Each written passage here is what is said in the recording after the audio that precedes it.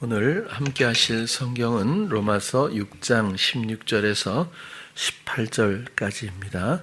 교독하겠습니다. 너희 자신을 종으로 들여 누구에게 순종하든지 그 순종함을 받는 자의 종이 되는 줄을 너희가 알지 못하느냐? 혹은 죄의 종으로 사망에 이르고 혹은 순종의 종으로 의에 이르느니라.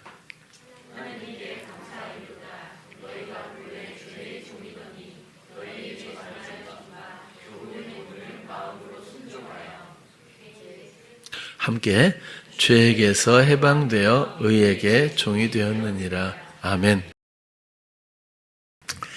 오늘은 순종이라고 하는 제목으로 또 함께 나누려고 해요. 어렵게 생각이 들 수도 있습니다.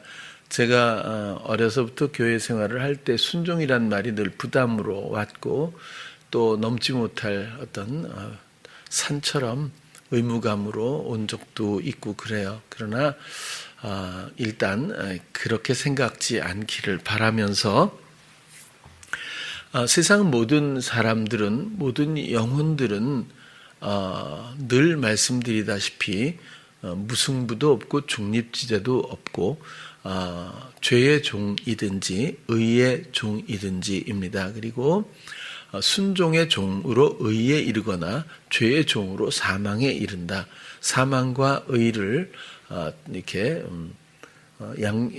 세워놓고 있는데 상대적으로 사망의가 곧 생명이기 때문이기도 하지요. 죄나 사망이나 연관성이 강하고 또 순종의 종으로 의에 이른다. 의에 이르는 것은 우리가 선한 일을 하거나 뭔가 열정적으로 열심으로 혹은 교회에 또 신앙적인 이런 일들을 감당한다고 의에 이르는 것이 아니라 오직 순종으로 의에 하나님의 뜻에 이른다고 하는 것을 잘 알고 있습니다. 15절에 보면 17절이죠. 보면 우리가 모든 사람들이 원래는 죄의 종이더니, 그죠? 모든 사람들은 죄의 종으로부터 출발합니다. 그래서 죄의 종노릇 할 때의 마음에 묶이지 않았으면 좋겠어요. 우리가 서로를 섬긴다고 하는 것도 죄의 종노릇이 끝났다는 소식을 전하고, 그리고 그것이 어떻게 그 한 영혼에게, 한 마음, 한 사람의 마음 속에 어떻게 정리가 되고 또 전환되어 가는 건지를 돕는다고 또 그런 것들이 사역이라고도 생각을 합니다.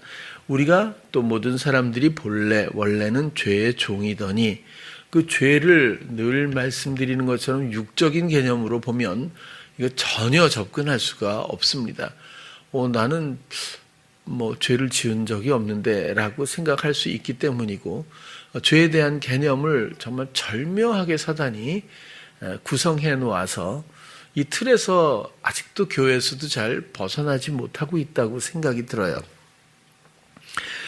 물론 사회적인 죄의 어떤 개념도 틀린 바는 아니지만 그것은 대부분 육적인 데 초점을 맞추고 있고, 영적인 죄는 하나님과의 관계에서 이해를 해야 된다고 말씀을 드렸어요. 그래서 하나님에 대한 불순종, 하나님에 대한 의가 아닌 불의, 배신, 또 어긋나는 것들, 이런 모든 것들이 하나님과의 관계에서 비로소 죄가 이해되어져야 하고, 그리고 이 죄는 어떤 행위, 딱 어떤 드러난 행위로서가 아니라 원리로 생각을 하시되, 또 너무 자주 말씀드렸던 것처럼 에덴에서 영적인 악한 영의 사단의 속삭임, 부추김과 그것을 그 요구에 이끌려 실행하는 이런 시작된 원리가 바로 죄입니다. 그래서 이런 모든 원리들은 모든 인간들이 아직도 보유하고 있죠. 이것은 스스로의 이 옷을 벗고 전환하지 않으면, 마음을 돌이켜 주께로 온전히 모든 주권을 내어드리지 않으면, 주님을 왕으로 모셔드리고 모든 생각과 모든 감각, 마음, 모든 교감 가운데서 오직 주님의 뜻에 대해서 순응하고 그대로 말하고 실행하는 그분의 사심에 합하지 않고서는 벗어날 방법이 없습니다. 교훈 너희에게 전하여 준 바 교훈의 본을 마음으로 순종하여 교훈의 본이라는 제목으로 한 번쯤 말씀을 드린 적이 있는데 다시 말씀을 드리면 교훈의 본을 마음으로 순종해서 죄에게서 해방된다. 또 의에게 종이 비로소 된다. 그렇다면 지금 말하고 있는 게 교훈의 본을 마음으로 순종하여 단순히 순종이라는 어떤 단어만 놓고 우리가 순종해야 합니다라고만 말할 수 있어요. 그럼 무엇에 순종을 해야 합니까? 옛날에는 잘 통용되던 이야기가 목사님 말씀에 순종해야 된다. 이렇게 얘기했는데 그것은 전혀 맞는 말이 아니라고 봅니다. 그래서 목사님도 정말 주님의 통로로서 의의 통로로서 교훈의 본을 마음에 순종하는 그런 사역자의 어떤 대행하는 그런 주님의 흐름이 있다면 당연히 주님께 순종하는 구도가 되겠죠. 그래서 목사님이 최종 종착지가 아닌 것은 아주 명백하죠. 우리 교회니까 이렇게 또 얘기를 하는 거지만 목사님들은 들으면 또 좀 서운하실 수도 있겠어요. 근데 어쨌거나 본이라고 하는 것, 교훈은 디다케라고 하는 단어인데요. 이건 배우다라는 뜻이 있어요. 근데 이건 디다스코에서 파생되었는데 시작되는데 이 디다스코는 또 가르치다라는 뜻이 있대요. 그래서 사실은 가르치다, 배우다, 교훈 이런 전체적인 뜻이 있는데 가르침과 배움이 하나인 것 같아요. 제가 볼 때는. 그래서 단어는 두 개 또는 파생된 과정이 있지만 주님은 가르치시고 우리는 배우는 가운데서 주님과 우리는 이미 하나, 나무와 같다는 거죠. 그래서 배우다 이런 교훈이니까 그죠? 그렇지만 교훈이니까 가르치는 것이기도 한 그런 뜻이 있다고 합니다. 본이라고 하는 건 본을 뜨다 그러잖아요. 그대로 이렇게 본을 뜨는 거거든요. 그러면 계속 양산이 되겠죠. 그런 것처럼 음각, 도장, 인쇄, 형태 이런 단어라고 해요. 티포스라고 하는 단어인데 그렇고 이 티포스도 티포에서 파생됐대요. 이 말은 좀 사실 저도 이해하려고 하는 거지 이해하긴 조금 어려운데 너무 이게 의미의 차이가 비약되어서 티포라고 하는 단어를 찾아보니까 연타, 그러니까 연속해서 때리다 이런 거거든요. 그러면 교훈의 본 이건 도대체 어떻게 이해를 해야 할까? 가르침인데 연속성을 갖고 있고 우리의 마음을 치듯 때리듯 그렇게 그러니까 단순하게 일회성이 아니라는 거죠. 교훈의 본은 이 음각 우리에게 마음에 계속해서 그분의 뜻이 음각되듯이 본을 뜨듯이 우리의 마음에 가르치시는 이런 것들은 모든 순간에 계속 연타로 이루어지고 있다라고 하는 원리를 우리가 좀 생각해 볼 필요가 있지 않을까 싶어요. 한 번 받은 은혜가 간증하고 영원히 가는 그런 게 아니라 모든 순간이 새롭고 모든 순간 모든 변화가 얼마든지 유연하게 변화로운 인도하심이 있다는 것을 우리가 그 원리를 좀 충분히 이해했으면 좋을 것 같습니다.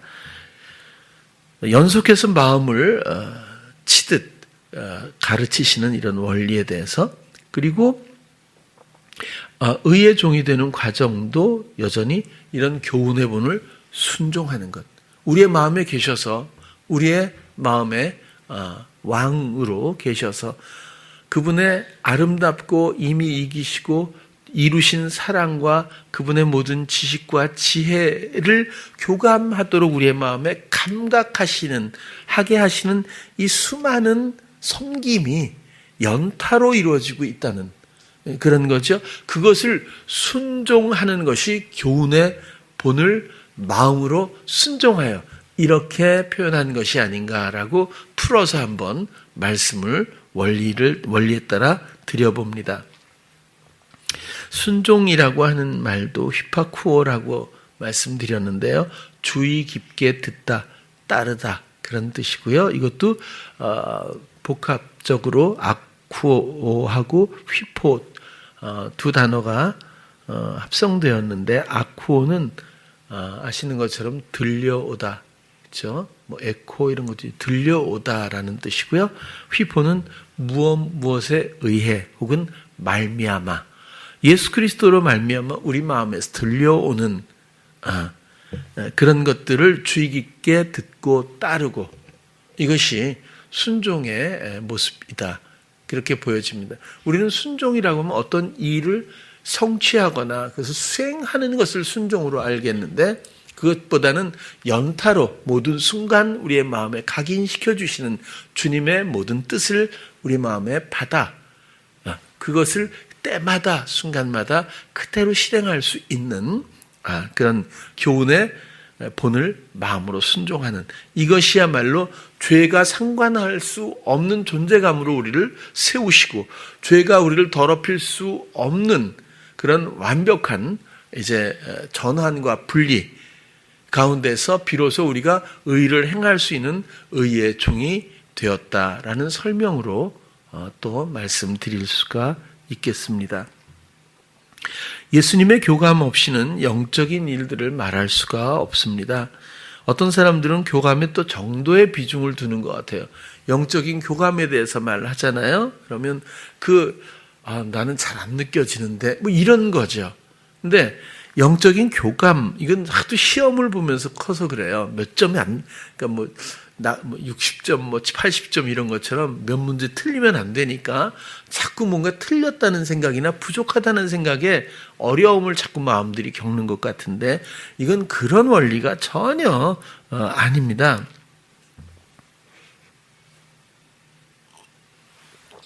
그래서 교감의 정도에 비중을 두지 마시고 교감에 대한 신뢰, 이 교감은 항상 있고 떠나지 않습니다. 연타라는 말도 사실은 부족하다고 봐요. 그냥 항상 있는 거거든요. 그리고 이 교감에 대한, 주님과의 교감에 대한 이해가 먼저인 것 같아요. 그리고 그 교감의 신뢰를 바탕으로 내 마음의 순도가 결국 영적인 모든 것들을 선명하게 하는 것 같아요. 근데 이 순도가 과정이 있습니다. 어느 순간에 딱 그냥 이루어지고 이런 경우도 있겠죠. 근데 대부분은 그렇지 않아요. 성숙되고 또 어떤 많은 변화와 상황 가운데서 터득되고 또 만들어져 가고 또 이끌어져 가고 하는 이런 과정들이 대부분에는 있다고 보여져요. 그렇게 그래서 난 교감이 잘 안 돼, 이런 생각을 받아들이는 순간 교감이 안 되는 사람의 존재감으로 그냥 남습니다. 그 교감이 난 잘 안 되는데 라는 그 생각의 출처를 이렇게 붙들고 가면 근원이 어딘지를 보세요. 그러면 아직도 죄의 종로로 타고 있는 이 루트를 발견하게 될 거라고 생각합니다. 왜 이 교감에 대해서 자신감을 가지라고 하냐면 이것은 근본이 사랑이기 때문에 그래요. 제 마음에 이렇게 많은 영적인 원리를 오랫동안 알려주어도 좀 기간에 비해서 변화되지 않는 그런 사람들이 아직은 있어요. 근데 이건 저의 시간이지 주님의 시간으로 보면 그럴 필요는 없을 것 같아요. 근데 제 마음엔 가끔 그런 생각이 들어요. 아는 것 같은데 왜 이게 안 되지라는 생각도 들고, 보람이도 굉장히 많이 열심히 하잖아요. 그죠? 정말 찬양 인도도 오랫동안 했고, 헌신도 하고, 교회 일도 많이 잘해요. 근데 왜 안 되지? 이런 생각을 저는 할 때가 사실 많이 있거든요. 근데 그건 제 생각이에요. 안타까운 생각 때문에 그런 거지. 이해한 듯 하면서도 이해를 못하고, 혹은 전환한 것 같으면서도 아직 교훈의 본을 마음으로 순종하지 못하고 있다고 해서 제가 볼 땐 크게 문제될 거라고 생각되지 않아요. 왜냐하면 아까 말씀대로 보람이가 늦어도 하나님의 사랑은 언제나 충만하기 때문에. 그러니까 이렇게 볼까요? 20몇 년을 가르쳤는데 이렇게 못해. 이게 사회적 개념일 수 있어요. 그렇죠? 그래서 오죽하면 제가 초등학교 6년, 중학교 3년, 고등학교 3년, 대학 4년이면 총 몇 년입니까? 이게 16년이잖아요. 근데 전 22년 정도 됐고요. 제 보람이는 23년인가 22년 됐는데, 근데 이게 이렇게 안 될 수가 있나? 영적인 거니까 그렇죠. 그런데 그건 제 생각이고 또 안내하는 입장에서 그런 거지. 그때나 지금이나 하나님이 보람이를 사랑하는 그 사랑에는 조금도 손상 입은 적도 없고 그럴 여지도 없습니다. 그것에 대한 신뢰가 있어야 된다는 거죠. 그것에 대한 이해가 있어야 된다는 거죠. 교감도 마찬가지예요. 난 교감한 적이 없는데 괜찮아요. 그 감각, 사랑의 감각으로 지혜로서 우리 마음에 계신 것을 누가 부인하겠어요? 이건 부정할 일 자체가 아니잖아요. 그죠? 사랑 때문에 떠나지 않고 우리에게 늘 감각을 주시고 말씀하시고 또 여러 가지 이해를 도우시는 예수 그리스도가 성령이 우리 안에 계시다고 하는 것은 뭐 얘기할 거리가 아니지 않습니까? 단지 나의 시간이 좀 남았는데 이건 성숙에 좀 비례할 수도 있어요. 그렇죠? 오래된 장맛 같이. 근데 너무 또 이렇게 늘어지면 안 돼요. 100년 넘어가면 큰일 납니다, 이게. 그래서, 그래도 전 이해하려고 많이 애쓰는 거예요, 지금도. 그래서 뭐 제가 판단할 일도 아니지만, 어쨌거나, 우리 교감에 대한 이해와 또 교감에 대한 신뢰만큼은 마음에, 보람이 얘기를 했지만 다 똑같아요. 마음에, 그러니까 다 놔두고 마음만 가지고 예수님 앞에서 과연 예수님을 부정할 마음이나 또한 그런 의도가 그 마음에 남겨 있을까? 얼마나 있을까요? 제가 볼 땐 상당히 괜찮은 순도를 갖고 있다 이렇게 보는 거예요. 전 그렇게 해서 그 사람을 보지 지금 행위라든지 생각하는 바라든지 이런 템포라든지 이런 걸 가지고 판단하고 이래 본 적은 없었던 것 같아요. 제가 볼 땐. 단지 안타까워서 좀 뭐라고 한 적은 있지만 이해해 주길 바라고요. 아무튼 그 교감은 항상 우리 안에 있고 이미 진행되고 있는 사랑의 일들일 뿐이다. 그렇게 생각이 들어요. 어찌 보면 저는 잠깐 왔다 가는 인생이지만 하나님의 사랑은 태초부터 있었고 예수 그리스도는 우리 안에 왕으로 오셔서 왕 한 번 되지 못하시고 지금도 교감만을, 감각만을, 관심만을 기다리고 있을 수도 있어요. 그러나 그 사랑은 절대로 퇴색되거나 식지 않습니다. 거기에 대한 이해와 신뢰를 놓치지 않기를 바랍니다. 그러면 주의 때가 반드시 오리라고 생각해요. 그리고는 죄에게서 해방되었다. 뭐 잘 아시는 것처럼 더 이상 이제 노예가 아니라는 거죠. 또 거리낌이 없다 이런 뜻도 있다고 해요. 여러분 중요한 것은 왜 지금도 말하지만 우리가 좀 이렇게 복음의 원리를 나누고 또 우리 마음에 공감이 되고 이해가 되고 또 원하는 바임에도 불구하고 변화나 전환이나 달라짐이 이렇게 더디거나 잘 안 되는 걸까? 이런 게 당면된 문제 아니겠습니까? 그래서 이런 이야기를 뭐 다룰 수밖에 없는데 그것은 아주 단답형으로 아마 절 보고 답변하라고 하면 주님을 들어야 할 마음이 아직도 성향을 듣고 있기 때문이다. 그래서 이 원리를 좀 전환해 달라고 하는 건데 이게 너무 연약하고 너무 중독성이 강해서 잘 안 되는 것 같아요. 그래서 성향을 듣는 이쪽 영역에 사실 모든 게 다 있잖아요. 여기 주님도 있어요. 헌신도 있고 사랑도 있어요. 행복도 있고 여기에 평강도 있고 다 있잖아요. 근데 이것은 전부 허구죠. 여기 있기 때문에 추구하게 만들거든요. 머물게 만들죠.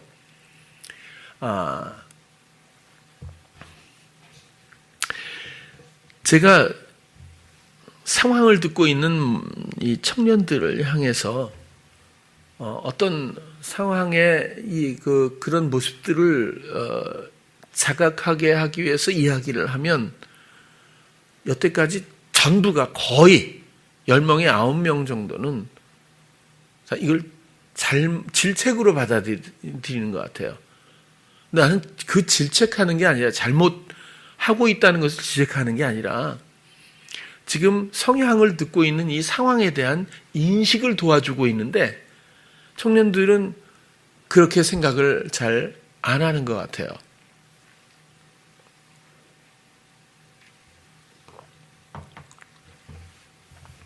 그래서 제가 그런 몇 가지로 말씀드렸지만 어떤 청년은 혼란 모드로 딱 또 성향으로부터 들어요. 성향으로부터. 혼란 모드가 이제 성향으로부터 듣고 혼란 모드가 되는 거겠죠.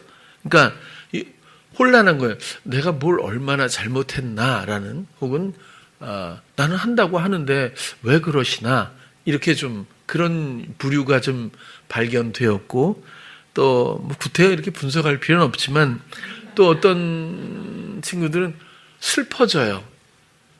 이게 정서가 슬퍼져. 그래서 뭐 혼란 모드는 이제 뭐 은희 같은 부류고, 근데 지금은 이제 안 그래. 그래도 많이 좋아졌어요. 안 될 줄 알았는데 그래도 희망적에 이제는 조금 그래도 비슷해. 저는 이제 그 이상은 저는 뭐 제 시간에 되는 거 아니라고 하더라도 아무튼 이 슬픈 모드는 이제 우리 희선이가 주로 그래요. 좀 이게 슬퍼지는 것 같아. 뭐 그렇다고 위로할 수는 없잖아요. 예. 왜 그런 성향에서 그런 소리를 듣는 것 같아. 이게 또 어떤 사람은 여전히 변명 모드가 있어요. 그죠? 자기는 결코 그렇게 잘못한 게 아니라는 이야기를 어떻게 해서든지 하려고 하는데 전혀 말도 안 되는 얘기를 하는지도 모르면서 계속 그러니까 변명을 하고 있다는 이 방어 기능이 중요하지 그 논리는 하나도 없어요. 그래서 참 어려워. 참 들으면 어이가 없어갖고 이러거든요. 근데 또 뭐 누구라고 말 안 해도 다 알겠죠. 근데 어떤 사람은 변론으로 빠져요. 말 안 해도 알겠죠. 그래서 이게 다 그래요. 다 나름대로 어떤 성향에 익숙한 어떤 모드가 있는 것 같아요. 이게 붙들림이잖아요. 여기서부터 건져내실 분은 예수님밖에 없어요. 여기서부터 우리가 종로에서부터 벗어날 수 있는 유일한 방법은 교훈의 본을 마음으로 순종하는 것이라고 지금 바울이 설명해 주고 있는 거예요. 여러분 진지하게 내가 과연 누구를 듣고 무엇을 듣는 거죠? 누구를 듣는 것. 그리고 내가 과연 전한 한 사람인지 그것이 회개잖아요. 그리고 단절이 세례고. 그래야 죄하고 상관없는 사람이 되어서 이전에 자기 경영으로 부추김으로 하나님의 뜻에 어긋난 모든 것들을 저지르는 그런 기이한 정말 쓸모없는 인생을 살았다고 해도 하나님이 기억지 않고 도말해서 다시 칠해주고 간과하고 지나가고 그리스도의 사랑만 있다면 그리스도의 다스림만 있다면 그리스도의 희생의 섬김이 이 영혼의 이 마음에 있다면 6월절처럼 그냥 지나가겠다고 하시는 거잖아요. 이전에 어떻게 살았든 이건 전혀 중요하지 않고 본래 죄의 종부터 출발했기 때문에 그래서라도 제가 며칠 전에 찬양을 민지 거를 녹음을 해서 올렸어요. 그런데 다른 건 제가 그래도 제일 마음에 들었던 찬양이 사랑은이었는데 조회수가 잘 안 올라요. 한 100 얼마 뭐 200, 이거밖에 안 돼요. 근데 왜 내가 들어도 이 찬양이 가사가 좀 깊고 이게 좋은데 이번 찬양은 순식간에 2일 만에 300 몇십으로 지금 돌파 중인데 점점 막 이게 왜 그런가 봤더니 괜찮아. 거기 때문에 그런 것 같아. 사람들이 이 곡을 들으면서 거기만 들으려고 그럴 것 같아. 거기서 또 위로를 받고 안심하는 것 같아. 그래서 제가 그 대목을 굉장히 정성껏 불렀거든요. 이게 더군다나 내 목소리로 하니까 목사님이 괜찮대 뭐 이렇게 생각하는 것 같아. 근데 저는 사실 그 다음 대목에는 어떠한 상황이라도 그죠? 예수님 뭐죠? 찾기 원하네. 여기에 힘을 줘서 막 부르고 있는데 그 앞에 괜찮아 그래도 뭐죠? 다 외웠잖아요. 그러니까 거기에 안주하면 안 이름 찬양의 역기능이에요. 이렇게 되면 이 찬양이 원하는 건 그게 아니에요. 어떤 상황인지 부디 그쪽에 이 조회수 또 떨어지겠는데.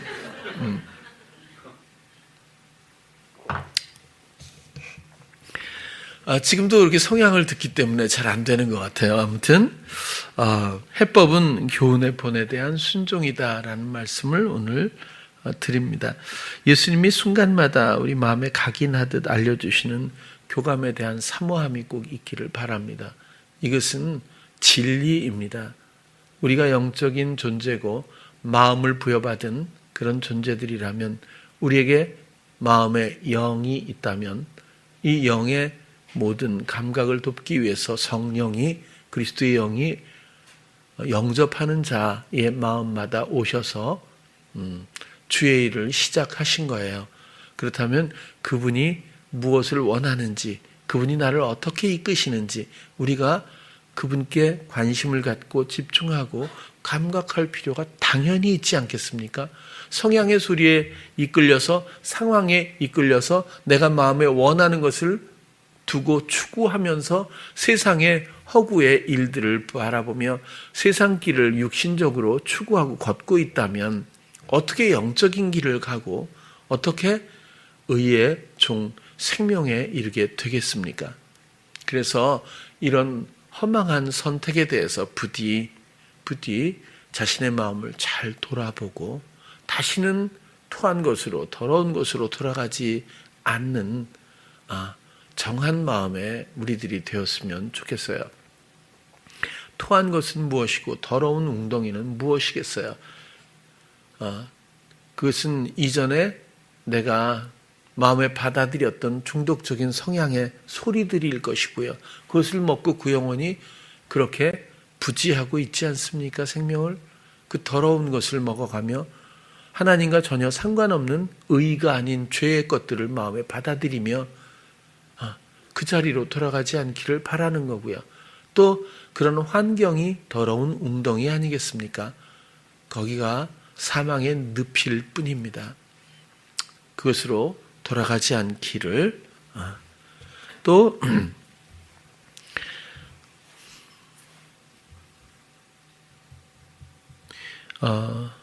어떤 그 목사님의 간증을 제가 텔레비전에서 들었어요. 이해가 될 것 같아서 한번 말씀을 드려볼게요. 태어나서부터 소아마비셨다고 그래요. 그래서 예수님을 알고 나서 계속 기도했대요. 하나님, 어려서부터 저의 이 병을 고쳐주시면 제가 정말 좋은 목사가 되겠습니다. 이렇게 했대요. 근데 어쨌든 시간이 가면서 목사님이 됐어요. 목사님이 되고 미국에 가서 이제 공부도 하고 목사님이 되면서도 계속 기도했대요. 하나님이 이 병을 소아마비를 고쳐주십시오. 근데 어느 날 보니까 신유 집회를 하는 교회가 있었다고 그래요. 그 교회를 들어가서 그 집회에 참여를 했대요.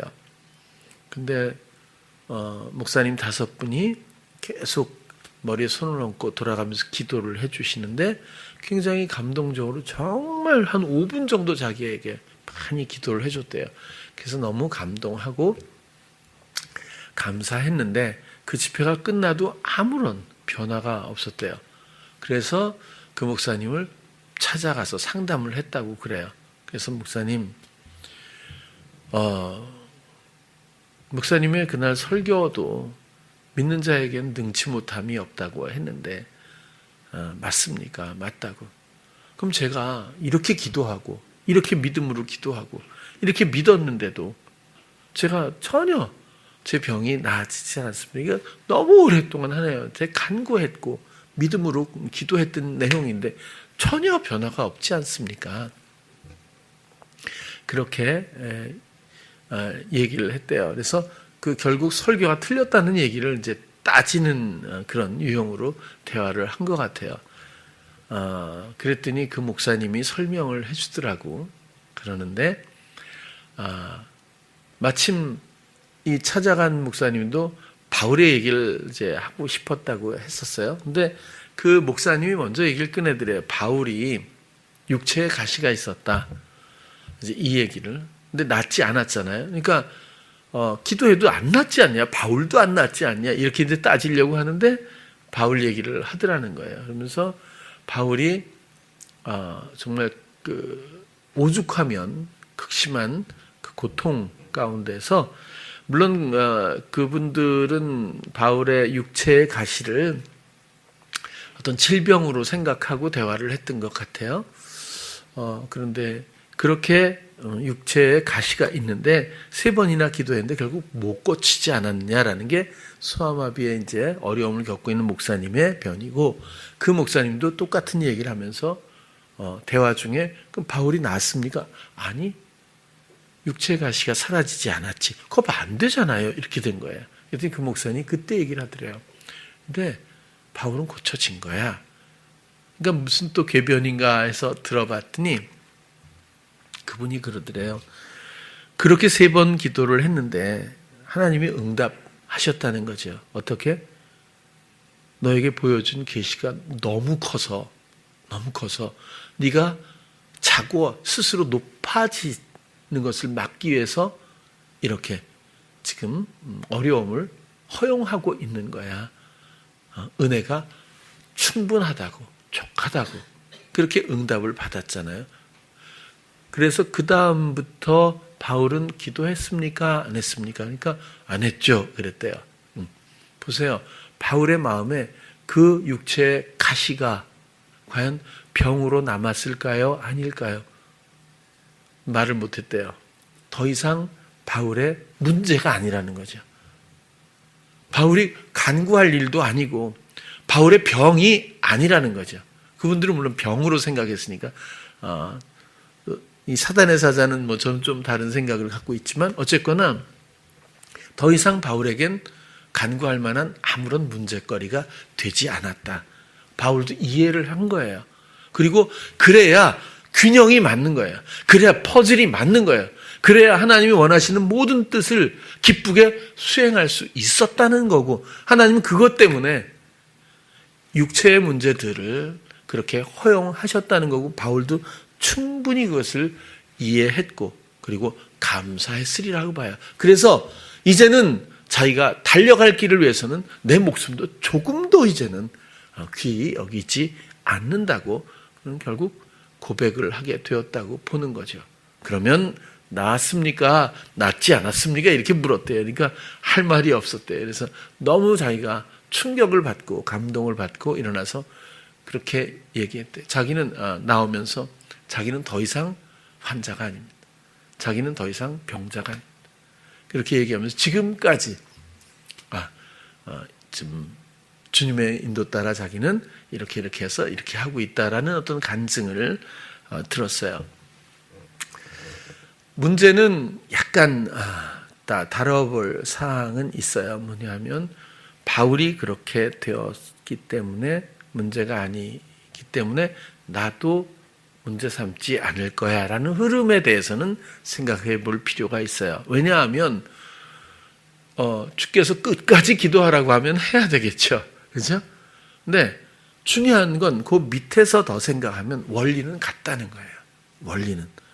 바울이 만약에 육체의 안질이나 간질이나 이런 질병이 아니고 엄청난 고난과 파선과 39대에 몇 차례 맞은 그 매와 죽었는 줄 알고 사람들이 흩어질 정도의 그런 고통과 고난과 핍박에 연이은 끊임없는 회방들의 버거움, 이런 것들이 없으면 하나님의 일을 더 감당할 수 있지 않겠어요?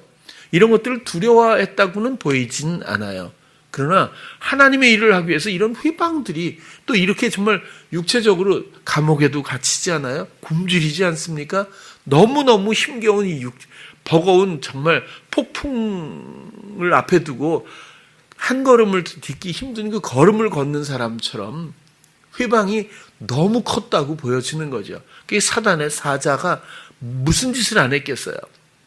그러나 이제 그런데 기준을 두지 않았던 것 같아요. 그런 의미에서 더 이상 소아마비라고 하는 이런 어떤 장애를 문제 삼지 않는, 오직 하나님을 신뢰하고 하나님의 허용하심에 대한 이해와 신뢰 가운데서 순간의 교감에 충실하여 교훈의 본을 들을 수 있다면, 그렇다면 질병이 더 이상은 주제가 될 수 없는 그런 공유점은 있다고 보여집니다. 문제는 바울 같은 경우는 직접 하나님께 묻고 직접 들었어요. 근데 이쪽은 그렇지는 못한 것 같아요. 차이는 있을 거예요. 이렇게. 그러나 그럼에도 불구하고 하나님께 소상하게 듣지 못했다고 해도 마음으로 물으면 반드시 쉬지 않는 그리스도의 감각 가운데서 세상에 또 본인이 상황에 또 아니면 마음의 이전에 육신의 어떤 문제라고 생각되는 것에 대한 평강의 해법이 이미 그에게 주어졌을 거라는 생각이에요. 그것이 복음이자 원리, 그죠? 설명이 되리라고 보는 거거든요. 순종은 한번 결정된 사항을 어떤 지속적으로 추구하는 그런 행위로서 이해하면 어려울 것 같아요.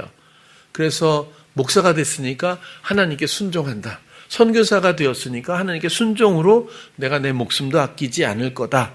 난 헌신할 거야. 이렇게 정말 요번엔 제가 남미에 가지를 못했지만 다녀오신 목사님께, 사모님께 얘기를 들으니까 눈물이 난대요. 너무너무 환경적으로나 그 외로운 곳에 가서 30-40년 동안 거기 있는 사람들을 섬기면서 하는 그 사역들이 정말 너무 그랬다고 그래요. 그런데 그런 아름다운 일 가운데서도 자칫하면 하나님이 한 번 말씀해 주신 것을 마음에 심고 그것을 평생 자기가 추구하는 이런 유형들도 있을 수 있어요. 물론 그런 남미에 계신 분들이 그렇다고 얘기하는 게 아니라, 그래서 사단의 회방에서 그럴 수가 있다는 거죠. 저도 그런 경험을 많이 해봤으니까요. 하나님께 들은 것을 가지고 그것을 실행해 보려고 많이 애를 썼거든요. 그러나 정확한 원리로 복음을 보면 이건 동반하는 겁니다. 연합되어 있는 겁니다. 좋은 여행이거든요. 연타로 우리의 마음을 치듯 주님의 감각은 그때 순간마다 연타로 제공된다는 원리를 우리가 조금 더 이해하기 위해서 오늘 이 구절의 말씀을 선택한 거거든요. 여러분, 순종은 결국 순간에 주시는 감각 따라 인도받고 말하고 행하는 연타석 실행, 그게 순종이 아닐까 싶은 거예요. 그렇죠? 어떤 정해진 일을 내가 최선을 다해서 순종하리라, 이런 것들은 자칫하면 경직될 수도 있지 않을까라는 짐작도 말씀을 드릴 수밖에 없는 거예요. 여러분, 순간을 놓치지 않았으면 좋겠어요. 우리가 100년을 산다고 해도 100년을 한꺼번에 일관되게 탁 사는 게 아니잖아요. 순간순간들이 모여서 100년이 되지 않습니까?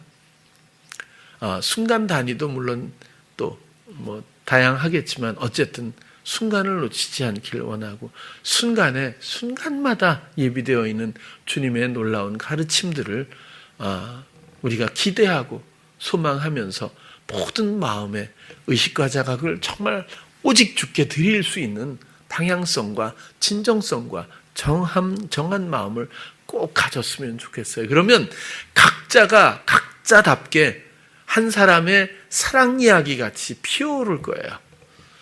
많고 적고는 아무 소용없고, 그렇죠? 어떤 내용인가는 정말 중요하잖아요. 사랑의 방법은 다 달라요. 얼굴 생김새보다 더 다를 거예요. 더 광범위하고 다양하겠죠. 하나님은 그런 분으로 우리 안에 계시고 또 우리와 감각하기를 원하세요. 나무와 가지처럼 그렇게 비유를 말씀을 하셨는데 나는 나무요 너희들은 가지니. 그런데 이 교감으로 말할 수 있겠어요? 연타석이라는 말도 사실은 그래서 내가 왜 중간에 안 때릴 땐 뭐야 이런 생각이 들 정도예요. 나무와 가지라고까지 하는데 한 몸에 이런 교감이 왜 문제가 되고 시도거리가 되어야 하는지가 사실 어찌 보면 근본적인 문제가 아닌가 싶어요. 마음을 들여보십시오. 바라보는 것 아니겠습니까? 관심을 갖고 정말 기대하면서 감각을 열어보십시오. 어느 누구든지, 어린아이도 마찬가지입니다. 어느 누구든지 그 영의 행복이 반드시 시작되리라고 생각해요. 하나님은 모든 영들을 그렇게 섬기고 이루신 사랑과 모든 하나님의 유익한 지식과 그리고 지혜로 돕기 위해서 하신 일들이 복음이고 그것으로 그 생명 기뻐하며 누릴 수 있도록 생명 주시려고 그 사랑 때문에 하신 일들이 복음이고 그 일은 여지없이 여러분 한 사람 한 사람의 마음속에 이루어져 있고 이제 남은 것은 여러분들의 관심임 그리고 진실한 어떤 소망 가운데 기대 가운데서의 내어드림밖에 없을 것 같아요. 그 선택이 있기를 위해서 오늘 말씀을 드렸습니다. 교훈의 본을 순종해서 의의 종들이 부디 다 되시기를 축복합니다. 다시는 토한 것으로 돌아가고 더러운 구덩이와 같은 성향적 생각의 굴레로 돌아가지 않는 사랑하는 찬양교회 성도님들 모두 되시기를 축원합니다. 기도하겠습니다. 사랑의 주님, 오늘은 순종에 대해서 나누었습니다. 교훈의 본을 마음으로 순종하는 것, 우리 마음에 오셔서 모든 것 되신 예수 그리스도에 대한 이해와 신뢰가 먼저 있고 정한 마음 주께 드려 주님을 바라보고 하실 일을 기대하며 동반하는 모든 영적인 삶들이 충만하기를 원합니다. 상황이 주고 이전 삶 성향에서 주는 수많은 악한 영의 회방들을 뒤로 하고 이제는 오직 생명의 길을 함께 가는 우리 성도님들 되게 하여 주시옵소서. 예수님 이름으로 기도드렸습니다. 아멘.